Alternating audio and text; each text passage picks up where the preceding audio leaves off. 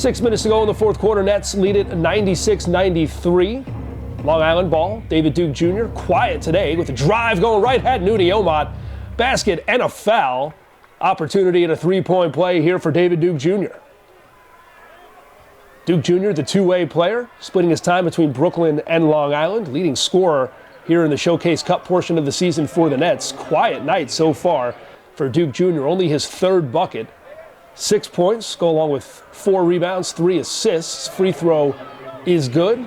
Duke Jr. up to 7, and the Nets lead is now 6. 5.5 minutes to go. Kinjo has it, working on Donovan Williams, crosses him over at the free throw line. Fall away jumper, tough shot there from James Akinjo, gets it to go. And Westchester crawling back within 4. 99-95, 5.5 minutes to play. Chiozza waiting for the double team over to Gray. Skip pass, David Duke Jr. starting to heat up. David Duke Jr. hitting the three-pointer, and the Nets go back on top by 7. Couple baskets falling there for Duke Jr. after a cold night, starting to heat up here in the fourth quarter. Westchester ball, it's Akinjo, has a mismatch on Raekwon Gray, dropping it off at the free throw line. Garrison Brooks, fall-away jumper too strong, off back iron, rebound by Gray. Gray to Duke Jr. David Duke Jr. starting to feel it, instead hands it off to Kavion Pippen. Pippen dribble handoff, Chris Chiozza. Chiozza to Gray, above the three-point line to Donovan Williams. Pass to Gray, he goes baseline, guarded up by Brooks, falling out of bounds. Gray, pass to Duke Jr. for 3, it goes for the Nets. The lead up to 10, David Duke Jr. 9-2 run for Long Island, timeout called by Westchester. All 9 of those points coming courtesy of the man out of Providence, David Duke Jr. 9 points in a row. That sends us to break. Long Island leads it by 10 here in the Battle of the Burbs. Welcome back to the Coliseum. Nets lead it 105-95, 4.5 minutes to go. Battle of the Burbs with the rival Westchester Knicks. Knicks ball out of the break. Three-point look from Daquan Jeffries rattles out. Rebound by David Duke Jr. Duke Jr. scored the last 9 points for the Nets, hands it off to Chris Chiozza. Chiozza working on the screen from Gray. Long Island in no rush here, 12 to shoot on the shot clock. Duke Jr. drives, has it poked away by Quentin Rose. Nets thought it was a foul. Rose in transition kicks the ball out of bounds. Instead, the referees are going to say it's Westchester ball. Knicks bench can't believe it. They said that Rose kicked it out of bounds. The referees get together, they talk about it, and they're going to overturn the call. Always like to see when the refs get together and have a discussion. Save Ronnie Burrell from having to use one of his challenges. Critical point in the game as the Nets lead it by 10, so it's Long Island ball. Once again, the Nets turn it right back over. Duke Jr. loses the handle. Rose has it, drops it off for James Akinjo. He is fouled before the shot. No, referee's going to say he was on the shot attempt. So James Akinjo will head to the free throw line with Westchester trailing by 10. Just under 4 minutes to go here in the fourth quarter. Akinjo, undrafted rookie out of Baylor. Had a couple stops in his college career. 1 year at Arizona, 2 years at Georgetown, where he was the 2019 Big East Rookie of the Year. 12 points, 5 rebounds, 5 assists for Akinjo as his free throw rattles out. Rebound there for Donovan Williams, and the Nets take control. Still up by 10. It's Williams, hands it off for Gray. Back up top to Chiozza. Chiozza getting a screen from Kavion Pippen, working on Nuni Omot.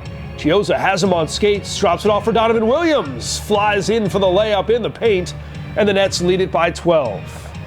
Westchester's got to hurry. Akinjo over to Nuni Omot for 3. That goes in, and the Westchester Knicks needed a bucket, and they get a bucket from Nuni Omot, the former Long Island Net. Lead cut to 9, 3.5 minutes to go. Nets taking their time in the half-court set. Kavion Pippen backing his way in on Garrison Brooks. Double team comes. Nets working around to Donovan Williams for 3, and there's the answer from Long Island. Every time Westchester feels like they're inching closer here down the stretch, the Nets with the answer. Donovan Williams buries the 3.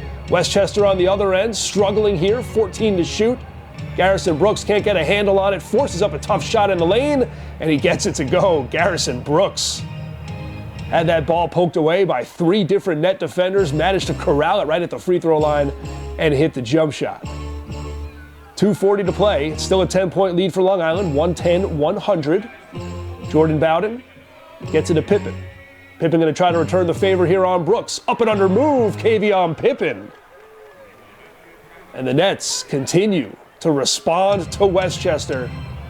The lead remains at 12, 2 minutes, 20 seconds to play. Akinjo. Layup no good there for the Knicks, but a foul is called, and Daquan Jeffries will head to the free throw line.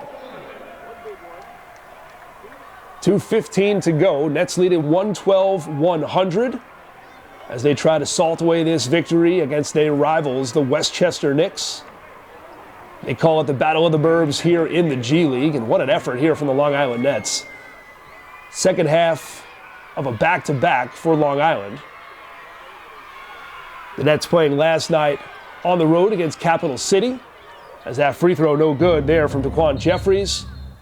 And the Nets look like they will coast to their 9th victory of the season. Chiozza crosses the half-court line, has it kicked out of bounds, stays with the Nets.